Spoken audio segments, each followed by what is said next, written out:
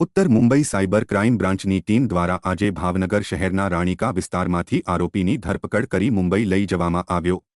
મળતી વિગતો અનુસાર આજે ઉત્તર મુંબઈ સાયબર ક્રાઇમ બ્રાન્ચના પોલીસ અધિકારીઓએ ભાવનગર ગંગાજળિયા પોલીસ સ્ટાફને સાથે રાખી શહેરના રાણીકા વિસ્તારમાં આવેલા જૂના બરફના કારખાના પાસે રહેતા ઇલિયાસભાઈ સાદિકભાઈ ખોખર નામના 43 વર્ષીય યુવકની ધરપકડ કરીને તેને મુંબઈ ખાતે લઈ જવાની તજવીજ હાથ ધરવામાં આવી હતી।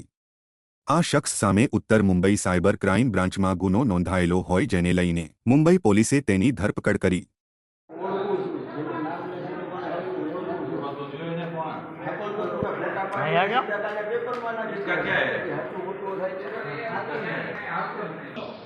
दो मिनट आप हाँ हेलो भाई।